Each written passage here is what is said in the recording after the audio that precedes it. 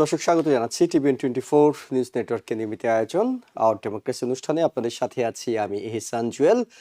যুদ্ধবিরতি চলছে, একটি শান্তি চুক্তির জন্য চেষ্টা চলছে, দুপক্ষ থেকে চেষ্টা চলছে।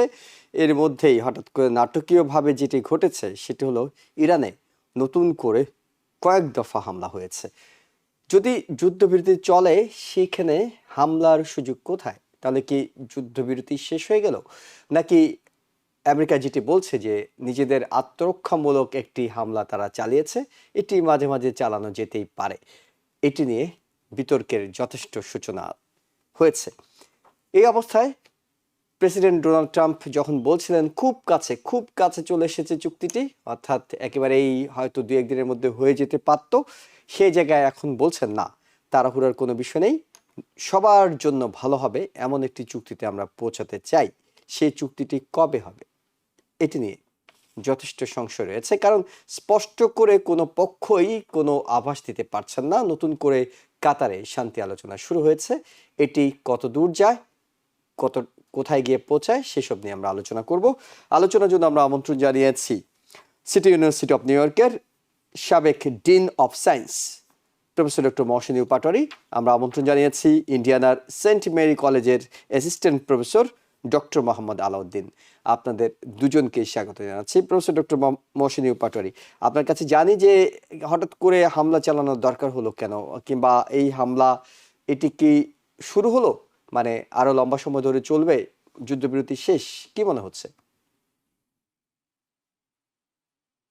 সম্ভবত আমি একটু ব্যাকগ্রাউন্ড বলি। সম্ভবত আপনার যখন নেগোসিয়েশন চলছে যে উনি তো কয়দিন আগেই বললেন একটা ডিলের প্রায় কাছাকাছি আমরা এসে পৌঁছে গেছি। তার পরবর্তী সময়ে আবার দেখা গেল যখন কাতারে যে ডেলিগেটস আসা শুরু করেছে তখনই অ্যাটাকটা শুরু হলো আর কি। এগুলা সম্ভবত নেগোসিয়েশনের একটা প্রেশার ক্রিয়েট করা আর কি, একটা টেকনিক।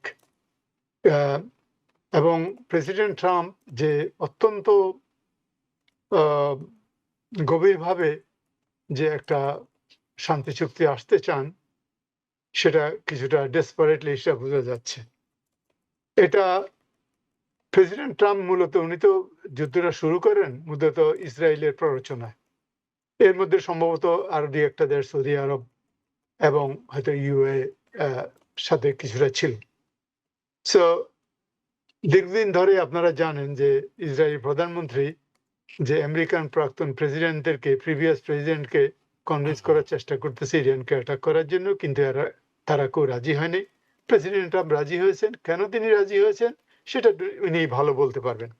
তবে যে উদ্দেশ্যটা তাদের ছিল, যে উদ্দেশ্যটা ছিল যে সরকার পরিবর্তন অথবা রিজিম চেঞ্জ, যেটা ইরানের পারমাণবিক অস্ত্র তৈরির সকল প্রক্রিয়া ধ্বংস করে দেওয়া এবং তাদেরকে ভবিষ্যতে যেন তারা এনরিচমেন্ট করতে না পারে সেটা বন্ধ করা, ইরানের ড্রোন এবং ব্যালিস্টিক ক্ষেপণাস্ত্র তৈরি ও মজুদ ধ্বংস করা।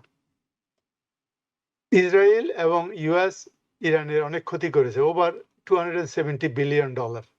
কিন্তু এই যে উদ্দেশ্যগুলো ছিল ওনাদের, গোলটা, একটা গোল ওনারা সাকসেসফুল হতে পারেননি।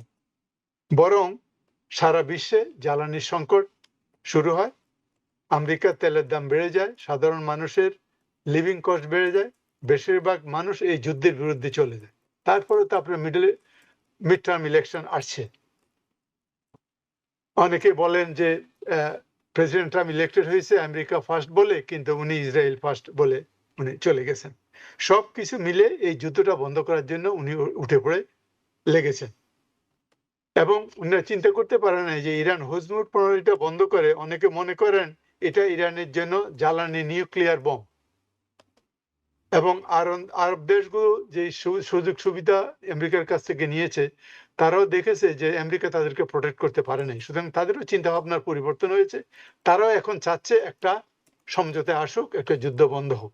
সুতরাং এই ডেসপারেট করার জন্য প্রেসিডেন্ট ট্রাম্প তার অ্যাটিটিউড সবচেয়ে বেস্ট আউটকামটা নেওয়ার জন্য, ইরানকে প্রেসারে রাখার জন্য, সেই তড়িহড়ি করে এই যে কতগুলো অ্যাটাক করলো, বন্দর আব্বাস থেকে শুরু করে, বললো যে আত্মরক্ষার জন্য।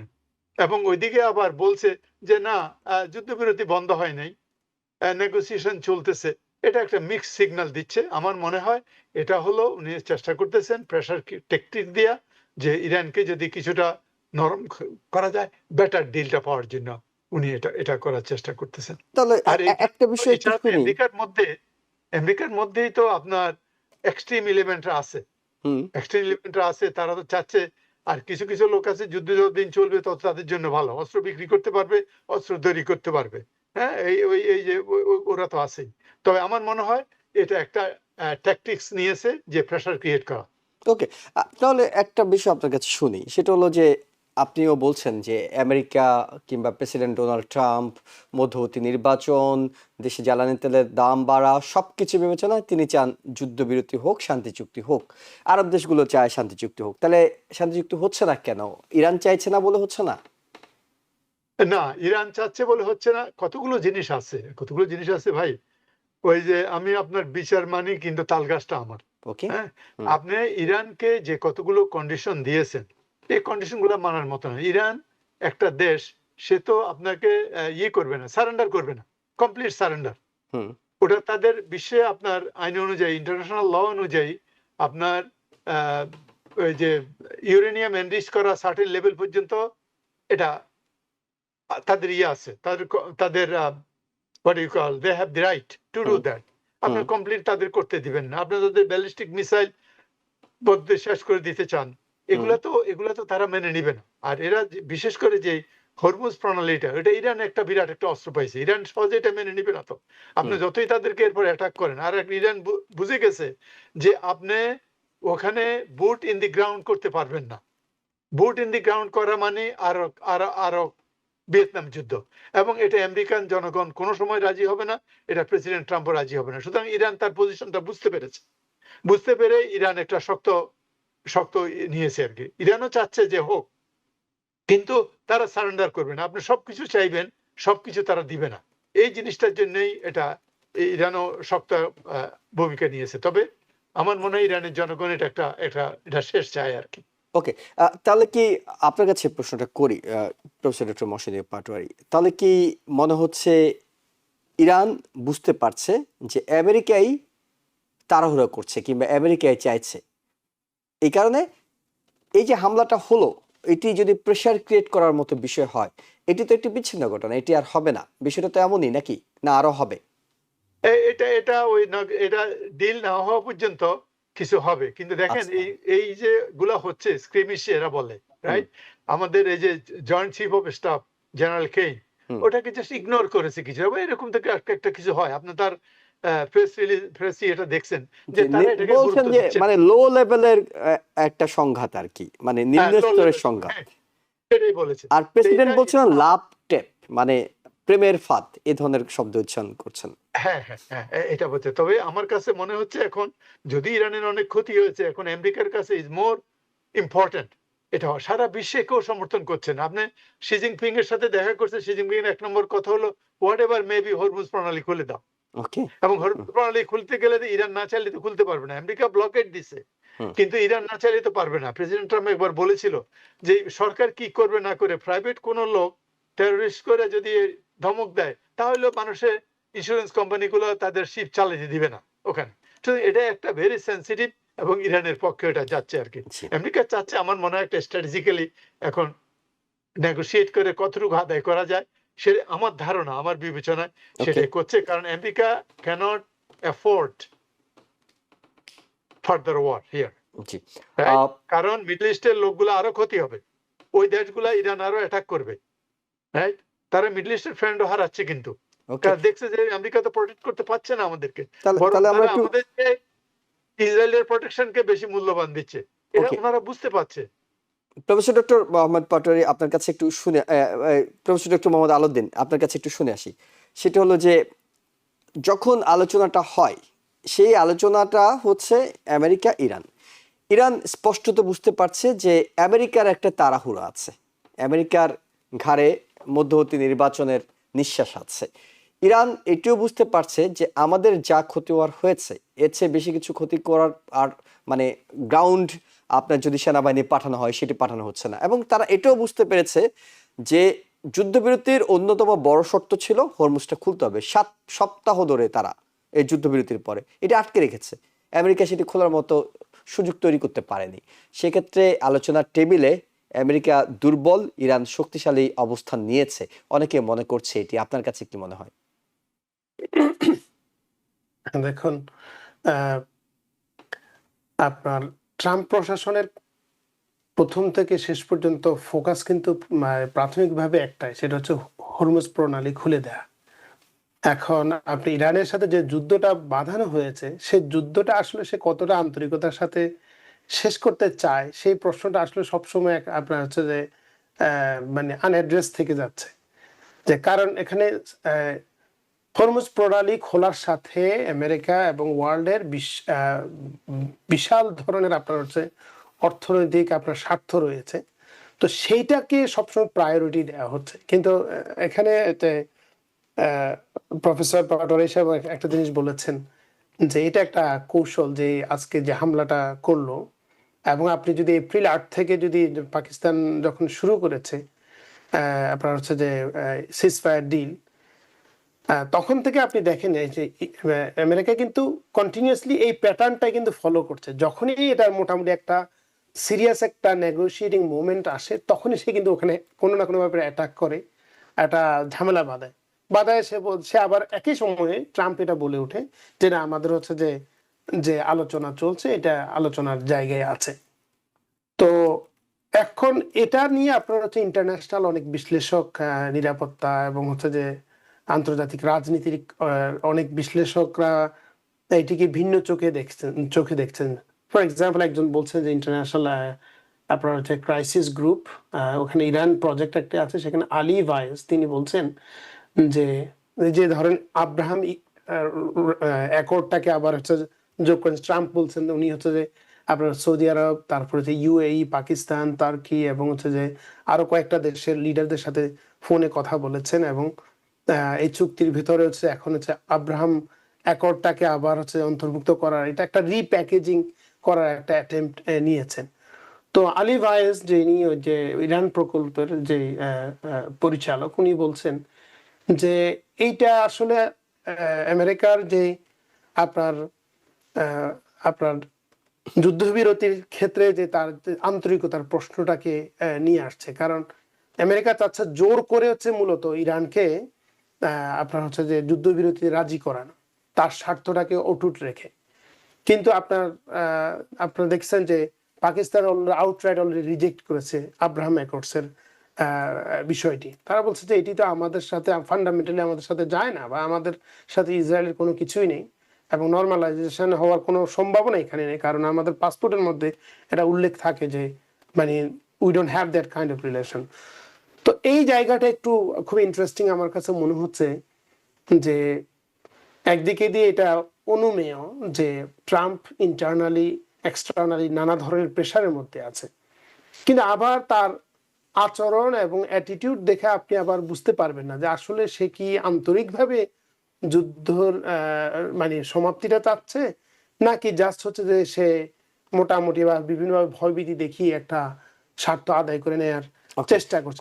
এই জায়গায় আমি মনে করব যে ইরানের পজিশনটা এখানে খুব ইম্পর্টেন্ট। ইরান স্থিতি আর কি, ওদের একটা স্থিতি আছে যেটি হয়তো আমেরিকার আচরণে পাওয়া যাচ্ছে না। আমরা আপনার কাছে ফিরছি, কিন্তু একটা বিরতি নিতে হচ্ছে আমাদেরকে। দর্শক, আমরা ছোট্ট একটা বিরতি নিচ্ছি, আমাদের সঙ্গে থাকুন, ফিরছি শিগগিরই। দর্শক, স্বাগত আরেকবার আওয়ার ডেমোক্রেসি অনুষ্ঠানে। আমাদের সাথে আছেন সিটি ইউনিভার্সিটি অফ নিউ ইয়র্কের সাবেক dean of science professor doctor Mohsin Patwari, আছেন ইন্ডিয়ানার সেন্ট মেরি কলেজের assistant professor doctor Mohammad Alauddin. Doctor Mohammad Alauddin, যে বিষয়টি আমরা বিরতির আগে ফেলে গিয়েছিলাম সেটা হলো যে খুব তাড়াহুড়া কিংবা খুব তোড়জোড় চুক্তিটা করতে চান প্রেসিডেন্ট ট্রাম্প, কিন্তু আবার হঠাৎ করে এমন কিছু তিনিই করে বসেন, তার আশপাশের মানুষরাই করে বসেন যে এটি আবার হাতছাড়া হয়ে যায়। এই সাইকোলজিক্যাল বিষয়টার পিছনে কোনো আপনার কাছে মনে হয় যে কিছুটা কাজ করছে, আসলে সময় ক্ষেপণ করা হচ্ছে কিংবা অন্য কোনো কিছু? হ্যাঁ, ওই বিষয়টা আসলে আমার কাছে মনে হচ্ছে দুর্বোধ্য। তবে আমি হচ্ছে যে জায়গাটাতে একটু প্রতিনিয়ত আমি একটু সংশয় ফিল করি, সেটি হচ্ছে যে মানে যুদ্ধ বিরতি, যদি এই শব্দটাকে যদি আপনি চিন্তা করেন, তাহলে আপনি আহ, যখন থেকে আপনার ইরানের সাথে এই আলাপটা হচ্ছে, যুদ্ধবিরতি বিরতির যে প্রশ্ন এখন আলোচনা চলছে, বিরতিটা কোথায় আসলে? আমি সেই বিরতির জায়গাটাই দেখছি না। আপনি দেখেন এটা কিন্তু খুব নতুন না, কিন্তু আপনার গাজা গাজারও যুদ্ধবিরতি, ইসরায়েল কিন্তু লেবাননেও ইসরায়েল চলছে, continuously আপনার হচ্ছে ইসরায়েল আপনার লেবাননও চলছে। হ্যাঁ, সেখানে আপনার কন্টিনিউয়াসলি চলছে। আপনার হচ্ছে ইরান বলেছিল লেবাননকে ইনক্লুড করার জন্য। আপনার যে নেতানিয়াহু কোন সময় যেন খুব রিসেন্টলি বলেছেন যে 700 বা 720 জনের মতো হেজবুল্লাহ আপনার হচ্ছে যে ফাইটার্সকে তারা এর মধ্যে মারতে পেরেছে। এর মধ্যে আপনার হচ্ছে যুদ্ধবিরতি চলছে। তো এইটা আসলে মানে একটু আগে আমরা বিরতি নিলাম, বিরতি নিয়ে যদি টক শো চালিয়ে যেতাম তাহলে যেমন দর্শকদের আসলে দেখার সুযোগ হতো না। বিষয়টা অনেকটা এরকম যে যুদ্ধবিরতি চলছে কিন্তু হামলাটাও চলছে। এটাই আপনার হচ্ছে যে খুব মানে খুবই আপনি সুন্দর এক্সাম্পল বলেছেন। তো এটা আমার কাছে যেটি মনে হচ্ছে যে আপনার আহ, আমেরিকার যে আপনার একটা সুপার পাওয়ার পজিশন, সেই পাওয়ার পজিশন থেকে খুব সম্ভবত ট্রাম্পের নিজস্ব পার্সোনালিটি এর সাথে যোগ হয়েছে, দুটো মিলিয়ে তা এটার একটা আপনার হচ্ছে যে আপনার কে কোনো একটা সুনির্দিষ্ট কোনো কিছু পাচ্ছে না। এবং এর আগেও আমরা বলেছিলাম যে ট্রাম্প অ্যাডমিনিস্ট্রেশনের যে আপনার হচ্ছে যে অ্যাপ্রোচ, এই অ্যাপ্রোচ আসলে তাদের যে অ্যালাইরা ওয়ার্ল্ড ওয়াইড তারাও কনফিউজড হয়ে যাচ্ছে, তাল মিলানো আসলে খুবই কঠিন। তবে এটা হইতে পারে যে আপনার যুদ্ধবিরতি হবে, কিন্তু যুদ্ধ বিরতি আর যুদ্ধের সমাপ্তি দুটো কিন্তু ভিন্ন জিনিস। ওকে, আপনি ধরেন 1953 সালে আপনার কোরিয়া যুদ্ধের যে আসলে সমাপ্তি কি ঘটেছে, সেখানে একটা যে একটা আর্মিস্টিক একটা আপনার ডিল হয়েছে, সে ডিল অনুসারে সে ডিলটাই হয়েছে আসলে, কিন্তু যুদ্ধের কিন্তু বিরতি কখনো হয়নি। এবং ওই যুদ্ধটা কিন্তু 73 বছর পরে এখনো কিন্তু আপনার চলমান, বিভিন্ন সময় আপনার হচ্ছে এটা কন্টিনিউয়াস রয়েছে। তো কাগজে কলমে আসলে যুদ্ধ এখনো চলমান। তো হতে পারে এরকম কিছু যে ইরানের এর সাথে এই জায়গাটা একই রকম হতে পারে। তবে এখানে আপনার স্পষ্ট হবে না। আপনার প্রশ্নের শেষের অংশটা একটু বলি যে আসলে কিছু একটা ভেতরে কাজ করছে। আমার কাছে যেটি মনে হচ্ছে যে এখন ট্রাম্প আবার নতুন করে বলছে যে আব্রাহাম অ্যাকর্ডের এটা যে মানে এটার যে একটা নতুন ডিমান্ড দাবি করছেন। আমার কাছে হচ্ছে যে আপনি যদি চিন্তা করেন আব্রাহাম অ্যাকর্ডটা হলে কে আসল বেনিফিশিয়ারি, এটা তো আগাগোড়া পুরোটাই হচ্ছে আপনার ইসরায়েল। এখন আব্রাহাম অ্যাকর্ড এমন এক জিনিস যেটি হচ্ছে যে আপনার মূলত যেখানে আপনার ইউএই বাহরাইন তারা ইসরায়েলের সাথে সম্পর্ক নরমালাইজেশন করার জন্য তারা এটা সাইন করেছে, পরবর্তী মরক্কো, তারপর হচ্ছে যে কাজাখস্তান, আরো কয়েকটি দেশ তারা এটি করেছে। তো সেটার আলটিমেট বেনিফিশিয়ারি হচ্ছে ইসরায়েল। কিন্তু আপনি যদি যেটি আপনার আমেরিকার পক্ষ থেকে বলা হয় এর মধ্য দিয়ে মিডল ইস্ট শান্তি প্রতিষ্ঠা, আপনি দেখেন যে সবগুলো বিষয়কে যদি আপনি সামনে নিয়ে এসে যদি আপনি বিবেচনা করেন, তাহলে আসলে এখানে শান্তি প্রতিষ্ঠার বিষয়টা তো আসছে না, এখানে মূলত ইসরায়েলের স্বার্থটা রক্ষা করার বিষয় আসছে। তো এই জন্য আমার কাছে মনে হচ্ছে যে যে something is actually wrong. Trump একদিকে বলছেন যে হ্যাঁ আলোচনা ঠিক আছে, আমরা একেবারে একেবারে খুব ধারপ্রান্তে চলে গেছি, আজকে ডিল হয়ে যাচ্ছে। আবার তিনি হচ্ছে এই ধরনের নতুন নতুন ফ্যান্সি জিনিসপাতি নিয়ে আসছেন। তো সেখানে আমার কাছে মনে হচ্ছে যে এই জায়গায় আপনার হয়তো আমরা হয়তো আরো 1-2 সপ্তাহের মধ্যে হয়তো বুঝতে পারবো যে আসলে এটা কোন দিকে যাবে। জি, এখানে তিনটা বড় জিনিস আছে যেটা বলে আমি শেষ করতে চাই। সেটা হচ্ছে ধরেন পাকিস্তান যে ব্রোকারের যে রোলটা প্লে করছে, পাকিস্তান হচ্ছে মোর আপনার হচ্ছে যে মধ্যস্থতা। পলিটিক্যাল এবং সিকিউরিটি গ্যারান্টির জায়গাটা দেখছে। আর কাতারে সেটি হচ্ছে মোর ফাইন্যান্সিয়াল, যে আপনার ইরানের আবার 12 বিলিয়নসটা কত আপনার হচ্ছে ডলার্স অফ, যেটা হচ্ছে সাউথ কোরিয়া থেকে আসা মানি, যেটা it is sort of parking in কাতার। তো আপনি দেখেন যে সেটি মূলত সেটিকে মোটামুটি একটা সমাধান করার উদ্দেশ্যে তো সেখানে আপনার হচ্ছে মিটিং হচ্ছিল। তো তার ভিতরে এটা, তো এইটা আমার কাছে মানে কিছুটা হচ্ছে যে স্ট্র্যাটেজিক, যেটা হচ্ছে যে তার উপরে প্রেশার ক্রিয়েট করার জন্য। কিন্তু আমার কাছে বারবার একটা জিনিস, এটা হয়তো অন্য কেউ হয়তো ভালো বলতে পারেন, পাঠক হিসেবে উনি হয়তো অনেক কিছু বলতে পারেন, যে আব্রাহাম অ্যাকর্ডের ইনক্লুশনটা আমার কাছে মনে হয়, কারণ এটা হচ্ছে কোনো মুসলিম দেশ এত সহজে মেনে নিতে পারবে না। It is something that everybody is reject না, এবং পাকিস্তান আউটরাইট রিজেক্ট করেছে। সেইটা নিয়ে আমি একটু কনসার্ন। আমি যতটা না কনসার্ন আপনার হচ্ছে যে হামলার কারণে, আজকের হামলার কারণে এটা তো করছে এবং সেটা হয়তো সেটার মধ্যে দিয়ে ডিল হইতে পারে, কিন্তু ওইটাই কিন্তু আমার কাছে মনে হচ্ছে যে একটা something like it is you are asking for the moon now. Okay, আমি একটু প্রফেসর ডক্টর মহসিন পাটোয়ারি আপনার কাছে যাই। সেটি হলো যেটি ডক্টর আলাউদ্দিন বলছিলেন সেই বিষয়ে যোগ করেন, সাথে যে প্রশ্নটি চলে এসেছে ডক্টর আলাউদ্দিনও করছিলেন, হোয়াই আব্রাহাম অ্যাকর্ড, মানে এটার সাথে এটার লিঙ্ক আপ করায়া, এমনিতেই তো যে বিষয়গুলো মানে পেঁচে গিয়েছে এগুলো সমাধান করা যাচ্ছে না, মানে হরমুজ, পারমাণবিক সক্ষমতা, এসব ইস্যু, নতুন করে কেন আব্রাহাম অ্যাকর্ড? অনেকে মনে করেন যে আব্রাহাম অ্যাকর্ডের কথাটা তুলেছেন, যেটা উনি আশা করতেছেন আমাদের প্রেসিডেন্ট ট্রাম্প, এটা একটা ফ্যান্টাসি ওনার জন্য, কারণ ইট ইজ আনডুয়েবল। এটা কেন করতেছেন? আমার ধারণা হলো এই, যে ওই যে মেমোরেন্ডাম অফ আন্ডারস্ট্যান্ডিং যে জিনিসটা ওনারা ক্লোজ করে আসছে, দুই পার্টি এগ্রি করেছে, সেই memorandum of understanding A Israel Netanyahu অসন্তুষ্ট। এবং আমাদের এখানে কিছু সিনেটর টেড ক্রুজ থেকে শুরু করে সাউথ ক্যারোলাইনার লিন্ডসি গ্রাম, তারা এটাকে পছন্দ করছে না। সুতরাং there is an internal pressure on president Trump. অন্যদিকে আমরা যদি দেখি যে আব্রাহাম অ্যাকর্ডটা প্রেসিডেন্ট ট্রাম্পের প্রথম শাসন আমলে, যে এটা বাইপার্টিসান সাপোর্ট এটা ছিল, ইট ওয়াজ ভেরি পপুলার, যে এই টাবুটা ভাঙছে, যে আরবদের সাথে কিছু সম্পর্ক তৈরি করছে ইসরায়েল, রাইট? এই জিনিসটা এখন এটা কিন্তু ভেরি পপুলার। সুতরাং উনি চিন্তা করছে যে ওনার পলিটিক্সের জন্য এই আব্রাহাম অ্যাকর্ডটা এটা এর মধ্যে যুক্ত হোক কি না হোক, আমরা মনে করি এটা ফ্যান্টাসি। ডক্টর আলাউদ্দিনও বলেছে এটা সম্ভব না এই মুহূর্তে, কিন্তু এটাকে টেনে নিয়ে এসে অ্যাটলিস্ট ওই কথাটা যখন বলছে, আপনি শুনেন সিনেটর লিন্ডসি গ্রাহাম কি বলছে, হ্যাঁ এটা একটা ভালো জিনিস, চিন্তা করে দেখেন।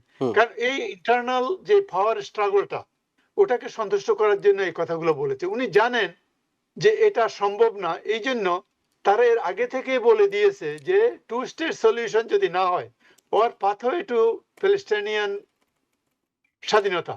আর আরব দেশগুলো তো এমনিতেই এখন অসন্তুষ্ট থাকার কথা, মানে তারা তো নিরাপত্তা পায় নাই, বিলিয়ন বিলিয়ন ডলার খরচ করেছে, কিন্তু তারা তো নিরাপত্তা পায়নি। তাদের একদম মানে ইরান যেখানে ইচ্ছা সেখানেই তাদেরকে হামলা চালানোর মতো সক্ষমতা দেখিয়েছে, বিশেষ করে আমেরিকান বেসগুলোতে তো করেছেই।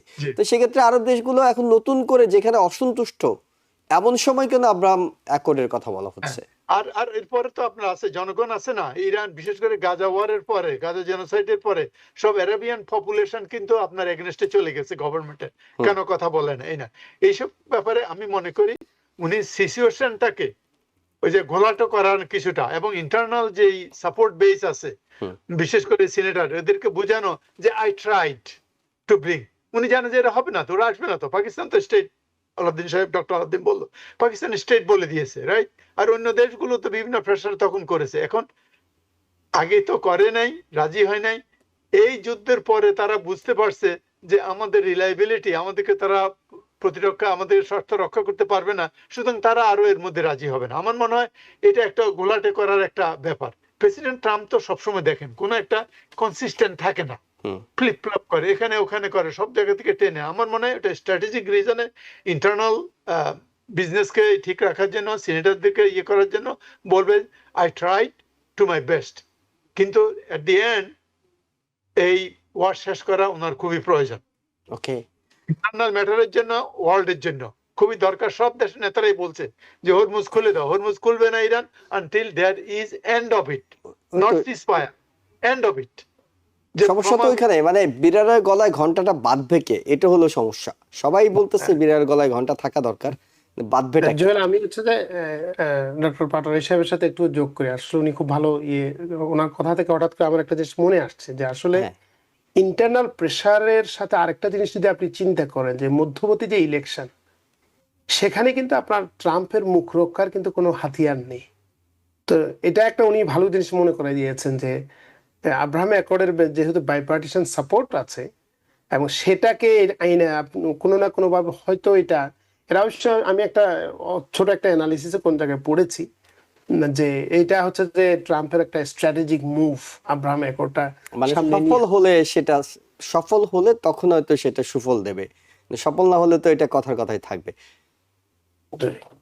ওকে, he takes credit প্রিভিয়াস সে মনে করে তার one of the best diplomatic achievement, ওই নিয়ে প্রাউড করে, তো he is proud of that. এরপরে চেষ্টা করলো না কুশনারে দিয়া, কিন্তু এগুতে পারে না।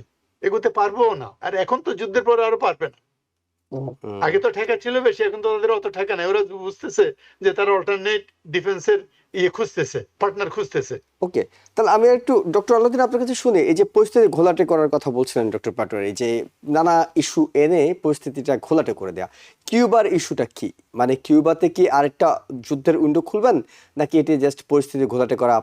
আপনারা দুজনেই বলছিলেন যে আব্রাহাম অ্যাকর্ডটা একটা কথার কথা, তিনি আনলেন, যদি ক্লিক করে করলো, না করলেন নাই, এমন কোনো গুরুত্বপূর্ণ কিছু না। কিউবার ইস্যুটা কি গুরুত্বপূর্ণ, নাকি কিছুটা করে ফেলবেন? জি, আমার কাছে যেটি মনে হয় যে আপনার আপনি যদি ট্রাম্পের কিউবা, তারপরে ইরান এবং হচ্ছে যে ভেনেজুয়েলা, তিনটা কেসকে যদি আপনি সামনে নিয়ে আসেন, আসলে একটা জিনিসে ভেসে আসে, সেটা হচ্ছে কমপ্লেক্সিটি এবং ভোলাটাইলিটি, যে এটার কোনো আগা মাথা আসলে নেই। কারণ Cuba it's already in a very very volatile situation. আপনার ভেনেজুয়েলাতে তো কিছু তেল ফেল আছে, কিছু আপনার একটা একটা মানে অন্য একটা লেভেল আছে।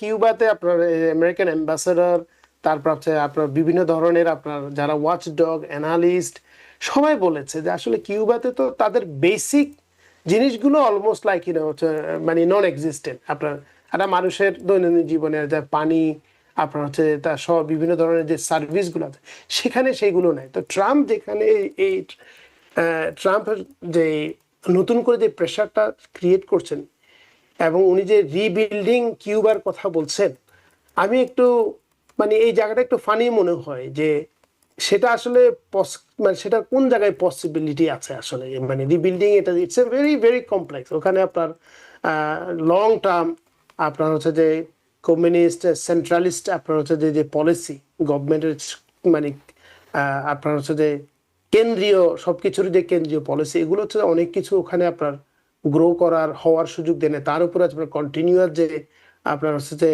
যে নিষেধাজ্ঞা, এগুলোর কারণে সেখানে আপনার অবস্থা প্রচন্ড রকমের। তা আপনি ধরেন, হ্যাঁ, ধরেন আপনি রিবিল্ডিং এর বিষয়টা যখন আপনি বলেন, ইটস এ কমপ্লেক্স ইস্যু। তো এইটা আনক্লিয়ার যে কেন উনি এই কিউবার বিষয়টাকে হঠাৎ করে আপনি এটা নিয়ে আসছেন। এটা কি এরকম যে ধরেন ইরানের বিষয়টা একটু ক্যালকুলেশনের বাইরে চলে গেল, ওনারা যেভাবে চিন্তা করছিলেন সেরকম রেজাল্ট আসে না, so let's do something in Cuba and recompensate, যে আপনার হচ্ছে কিছুটা আপনার পোষায় আনি, বিষয়টা এরকম? মানে সেটা এর আগে একবার কোনো সময় বলেছিলাম যে আমার কাছে মনে হচ্ছে যে মানে মুখ রক্ষার কোনো মানে আয়োজন কেনা। কিন্তু আমার কাছে এটার আপনার যদি গ্রাউন্ড বাস্তবতাটাকে যদি আপনি বিবেচনায় নেন, তাহলে আসলে খুব একটা যে আপনার এখানে মানে আপনি আশার কিছু দেখবেন, বিষয়টা কিন্তু খুব এরকম মনে হয় না। আমার কাছে মনে হচ্ছে সেটি সেটি উনি যেভাবে বলছেন এটা তার থেকে অনেক কমপ্লেক্স। মনে হচ্ছে যে আপনার মনে একটা কিছু চাইছে, আপনি হুট করে একটা জিনিস করে ফেললেন, বলে ফেললেন, কিন্তু এটা আসলে এটা না। যে আপনি যখন অ্যাটাকটা করে, একটা ঘটনাটা ঘটান, তারপরের আফটার ম্যাথ যেটা, সেটি অনেক অনেক বেশি কমপ্লেক্স। আপনার এখন এখন কি থাকবে, এখন নতুন করে প্রেশার করলে তারপরে আপনার যে কারেন্ট যেই অ্যাডমিনিস্ট্রেশন, তারা হচ্ছে দে উইল নিয়ারলি কোলাপস। তাহলে আফটার দ্যাট মানে হোয়াট দে উড ডু, এবং সেখানে আমেরিকার কি ধরনের কস্ট এবং বেনিফিট, এটার অ্যানালিসিস গুলো তো আপনার ক্লিয়ার না। তা আপনার ধরেন ইরানে তো কতগুলো আমরা দেখেছি, এখানে ট্রাম্প অ্যাডমিনিস্ট্রেশনের অনেক বিষয়ে আনসার্টেনটি ছিল, অনেক ধরনের মিসক্যালকুলেশন ছিল, বাট স্টিল সেখানে কতগুলো জিনিস ক্লিয়ার যে আপনার যদি রেজিম চেঞ্জ করতে পারে, এখানে হোপ আছে।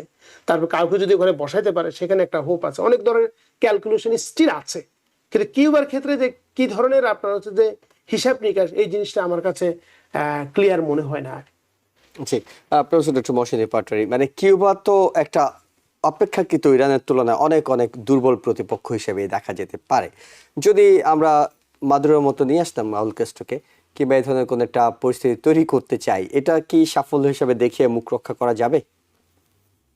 না, আমার আমার মনে হয় না। এই জন্য যে আপনি ডক্টর আলাউদ্দিন বলল যে আপনার যে ভেনেজুয়েলার হিউজ অয়েল রিসোর্স আছে, হুম সুতরাং তেলের কই তেল দিয়ে আপনি কই বাঁচতে পারবেন, হুম রাইট? ওখানকার তেলের টাকা দিয়ে ইনভেস্ট করে এরা উন্নত করতে পারবেন। ভিসাভিস আপনি কিউবাতে যদি দেখেন, কিংবা তেমন একটা সার্ভিস সেক্টর ছাড়া তেমন একটা কোনো ইন্ডাস্ট্রি নেই। সুগার বিক্রি করে, এই করে সেই করে, রাইট? এটা সোশ্যালিস্টিক কান্ট্রি, কমিউনিস্ট কান্ট্রি। ওখানে আপনি ইজিলি ইউ ক্যান ইনভেট তারা উইক আছে করবে, কিন্তু উইক করে আপনি যখন একটা দায়িত্ব নিবেন কারো, হুম দায়িত্ব নিলে আপনার ডেমোক্রেসি ক্রিয়েট করবেন, ভালো কথা। দায়িত্ব যখন নিবেন তখন তাদের পরিচর্যা করা, তাদের সুযোগ সুবিধা দেখার দায়িত্ব আপনার, তাই না? সেখানে ইনভলভ হবে billions of dollar investment. Hmm is American business will able to invest that? এটা প্রেসিডেন্ট ট্রাম্পের সাইকিতে ঢুকছে, যে ওই যে মন্ডো ডক্টরিন, ওই ওয়েস্টার্ন গোলার্ধে অন্য কোনো দেশের কোনো ইয়ে থাকবে না, সবাই আমেরিকার ছত্রছায়া এক আমব্রেলার কাছে থাকবে, right? Is a part of that. ওনার সাইকিতে ঢুকছে ওই গ্রিনল্যান্ড, এই কিউবা, এই সেই আর এই সবগুলো ঢুকছে। কিন্তু এটা একটা, আমি মনে করি এটা ভালোর চেয়ে খারাপ হবে, হ্যাঁ। কারণ ওদেরকে রিজিম চেঞ্জ করার জন্য যে আপনি এনার্জি ব্লকেট করলো, এই করলো সেই করলো, রাইট? এতে করে জনগণের ক্ষতি হচ্ছে। জনগণের ক্ষতি যখন হয়, আপনি যখন এটাকে দখল করবেন তখন ওই তাদের মনোকষ্টটা তখনও থাকবে, মনোকষ্টটা কিন্তু যাবে না। আর এই সিস্টেম পরিবর্তন কাকে দিয়ে করবেন? ওখানে লোকগুলার মানসিকতা তৈরি হয়েছে গত 30, 40, 50 বছরে সোশ্যালিস্টিক, রাইট? এখন ওখানে আপনি ডেমোক্রেসি করতে গিয়া ওই যে গজার মাছের মতো আমাদের দেশের গজার মাছের বাচ্চারা বড় হইলেও মার সাথে থাকে কিন্তু আবার ছড়াই পড়ে আর কি। এসব চতুর্দিকে কোনো একটা ডিসিপ্লিন থাকবে না। ওই ডিসিপ্লিন যদি না থাকে আপনার ঘরের দরজার মাঝখানে, রাইট, কাছে 90 মাইল দূরে আপনার থেকে, তার মানে হলো আপনার আরো ওই ইমিগ্রেশনের সমস্যা দেখা দিবে। ওকে পিপল বলবে যে তোমরা আসছো, আমাদের তো শান্তি নাই, এখন আমরা আবার আমেরিকার উপরে প্রেশার আসতে চাইবে সব। আমার মনে হয় স্ট্র্যাটেজিক্যালি এটা খুব লাভজনক হবে না, যদি না আমরা বিলিয়ন্স অফ ডলার যদি ইনভেস্ট করতে আমরা রাজি না থাকি, ইনফ্রাস্ট্রাকচার থেকে শুরু করে সবকিছু চেঞ্জ মানে করা। একটা দীর্ঘমেয়াদের পরিকল্পনা লাগবে। আপনি ধুম করে গিয়ে কিছু একটা করে বসলেন, এরপর সেটা হজম করতে পারলেন না কিংবা বিশৃঙ্খলা ছড়িয়ে গেল, এমন একটা জায়গায় যাওয়া ঠিক হবে না। আমার মনে হয় আমেরিকান জনগণও এই মুহূর্তে এই ধরনের একটা কিছু চাচ্ছে না, কারণ তারা এমনিই আপনার 27 to 30 বিলিয়ন ডলার খরচ করছে এই কয়দিনের যুদ্ধে, রাইট? লোকজন তো মারা গেছে, 13 জন মারা গেছে, 150 জন ইয়ে হয়েছে। তারপরে আপনি এখন আবার ওখানে গিয়ে ইনভাইট করেন, করে বিলিয়ন্স অফ ডলার ওখানে ঢালবেন, হ্যাঁ? এটা আমেরিকান জনগণ ওটা কিভাবে নেবে? কিউবা থেকে যারা আসছে ইমিগ্রেন্ট হয় তারা হয়তো করতে পারে, আমরা ডেমোক্রেসি পেলাম, কিন্তু ডেমোক্রেসি তো আপনার ওই ডেমোক্রেসি তো আপনাকে খাওয়া হবে না। ডেমোক্রেসি একটা কনসেপ্ট, একটা প্রসেস, পলিটিক্যাল, রাইট? ওই ডেমোক্রেসিতে আপনাকে ডেমোক্রেসির কথা যদি বলেন তাহলে চায়নার তো উন্নতি হইতো না, হ্যাঁ? চায়না 40 বছরে যা করছে পৃথিবীর কোন দেশ তো তা করতে পারেনি ইকোনমিক্যালি। সুতরাং ডেমোক্রেসি যে আপনাকে ধনী করবে নট নেসেসারি। ডেমোক্রেসি দিতে অন্ন, বস্ত্র, যেটা বাসস্থান, যেটা ওগুলো তো ডেমোক্রেসি নাও দিতে পারে। It can create even more chaos. Democracy is for the country those who are financially solvent and educated people, তাদের জন্য ডেমোক্রেসিটা ভালো কাজ করে। ওকে, আমরা ডক্টর পাটোয়ারি একদম সবশেষ ছোট্ট করে আপনার কাছে শুনি। রাশিয়া আবার হুমকি দামকি খুব বড় মানে জোরে সরে দেওয়া শুরু করেছে আর কি। তো এমনিতে তো কয়েকটা যুদ্ধ মিলে পুরো পৃথিবী ক্লান্ত, একদম ক্লান্ত। 4 বছর ধরে ইউক্রেনের এটি চলছে। এই মুহূর্তে রাশিয়া আবার নতুন করে নতুন শক্তি সঞ্চয় করে হামলা বেশি করে করার পিছনে কোনো কারণ দেখছেন? এটা কারণ হলো এই জিনিসটা ওই ইয়েকে আপনার জেলেনস্কিকে টেবিলে নিয়ে আসার জন্য একটা প্রেশার। কারণ হলো এই যুদ্ধে কিন্তু সারা ইউরোপ ইয়ের সাথে কিন্তু যে ইউক্রেনকে সমর্থন করতেছে। ইউক্রেন যে একা যুদ্ধ করতেছে তা না, তাদের সমর্থন করতেছে, আমেরিকার সমর্থনও আছে। আর রাশিয়া একা মোটামুটি কিছুটা চায়না এবং কিছুটা ইরানের নর্থ কোরিয়া চলে আসছে। এবং যে পরিমাণ রাশিয়ার ইয়ে হচ্ছে, যে পরিমাণ not cost effective in a sense that the inches of land you are occupying and number of people are dying is not cost effective, বুঝছেন? আর এইদিকে আপনার যদি ওই ম্যান্ডেটরি আর্মিতে যোগ দেওয়া শুরু করতে বলে তাহলে এটা ডিসকন্টেন্ট গ্রো করতে পারে। সুতরাং তারা দেখছে যে ওকে জেলেনস্কি যদি ওখানে নিয়ে আসতে পারে, আসার জন্য কি হবে, এটা একটা আরো ইন্টেন্সিফাই করা। তবে একটা যুক্তি এসে পেয়ে গেছে এখন, যেহেতু তাদের একটা ধর্মের ইয়ে করে অ্যাটাক করে 21 জন ছাত্রকে মারা হয়েছে, এটা তার একটা ইয়েতে লাগছে, ইগোতে। একটা বিরাট মানুষের চাপ অর্থাৎ জনগণের চাপও তৈরি হয়েছে, সরকারের উপর চাপও তৈরি হয়েছে, তার ইগোতেও লাগছে, হ্যাঁ আমার উপরে আমার সলিমত দিয়ে এসে আমার থাপ্পড় দিল, রাইট? এত এই জন্য সে একটা জোর করেছে, এবং এটা সাইকোলজিক্যাল, যে ওইদের অ্যালাইনদেরকে বলতেছে বিদেশি যারা আসছে চলে যাওয়ার জন্য। এটা একটা সাইকোলজিক্যাল প্রেশার, রাইট? প্রেশার দিয়ে যতটুকু করা যায়। তবে রাশিয়া যদি চাইতে পুরা ইউক্রেন দখল করে নেওয়াটা ইজ নট ইজি, কারণ তারা চেষ্টা করছিল তো, কারণ সারা ইউরোপের সমর্থন আছে, করছিল তো। It will be huge cost, এবং গত 4 বছরে যুদ্ধ করে তো নিচে অনেকটুকু 25% ও 20% দখল করে নিছে, কিন্তু আত্মে এগুতে পারছে না, বুঝতে পারছেন? সুতরাং এই সব কিছু মিলে আমার মনে হয় এটা সাইকোলজিক্যাল ওয়ারফেয়ার দেওয়ার জন্য। আর ওই প্রতিশোধ যদি সে না নেয়, তাহলে ইন্টারনালি তাকে উইক মনে হবে। প্রেসিডেন্ট পুতিনকে ইন্টারনালি উইক মনে হবে, সে আমার এতগুলো ছাত্রকে মারলো, যারা নিরপরাধ তাদেরকে মারলো, আমার প্রেসিডেন্ট কিছু করলো না, আমরা উইক একটা গভর্নমেন্ট হিসেবে দেখাচ্ছি, উইক একটা কান্ট্রি হিসেবে দেখাচ্ছি। এটা সাইকোলজিক্যাল, এবং ইয়েতে আপনার ইয়েতেও সেটা স্ট্র্যাটেজিক্যালিও পুটিনের জন্য এটা একটা দরকার ছিল, আমার মনে হয় দরকার ছিল, বা সেই জন্য উনি করছেন আর কি। ডক্টর মোহাম্মদ আলাউদ্দিন, মানে এটা তো একটা সুবর্ণ সুযোগ, যখন পুরো বিশ্বের মনোযোগ আছে আমেরিকা ইরান যুদ্ধের দিকে, আমেরিকা মোটামুটি নাজাল হয়ে যাচ্ছে ইরানে গিয়ে, অন্য জায়গায় গিয়ে তাদের ক্ষমতা দেখানোর সুযোগ কিছুটা কমে এসেছে। এই একটা সুযোগে রাশিয়া যদি তাদের চূড়ান্ত কোনো গোল থাকে ইউক্রেনের ইস্যুতে, সেটি কেন করে নিচ্ছে না? মানে এটা তো ঝুলে আছে একদম, মানে এদিকেও যাচ্ছে না ওইদিকেও যাচ্ছে না, এমন একটা অবস্থার মধ্যে আছে। রাশিয়া কি আসলে ওই সক্ষমতা হারিয়ে ফেলেছে? আহ, রাশিয়া সক্ষমতা হারিয়ে ফেলেছে, নাকি সে তার সক্ষমতাটাকে আপনার হচ্ছে যে স্ট্রেংথেন করছে, আহ, এটা আসলে বলা খুবই মুশকিল। আপনি দেখেন যে ইরান যুদ্ধের রাশিয়ার ভূমিকাটা আপনি যদি যদি চিন্তা করেন, সে কিন্তু আপনার পাশ থেকে কিন্তু সে বেনিফিটেড হয়েছে। তো আমার কাছে যেটি মনে হয় যে যেটি ডক্টর পাটোয়ারি সাহেব যেটি বলেছেন, আহ, যে আমার ইরান এবং ইসরায়েলের মধ্যকার কিছু মিসাইল ছুড়াছুড়ির আগের কিছু গল্প আমার মাথায় আসে। তো তখন আপনার যেটা হইতো যে কোনোভাবে ইসরায়েল অ্যাটাক করলো, করার পরে তখন ইরান কতগুলো মিসাইল পাঠাইতো। তো এইটা আবার ইসরায়েল বুঝতো যে হ্যাঁ এখানে কিছু মিসাইল আসবে, এবং এটার পরে মোটামুটি এরপরে মারামারি বন্ধ হয়ে যেত। হ্যাঁ, তো এই সেম জিনিস হচ্ছে আপনার আপনার আমেরিকার সাথে হয়েছে। আমেরিকা মেরেছে, মারার পরে হচ্ছে এবার ইরান মারতে হবে।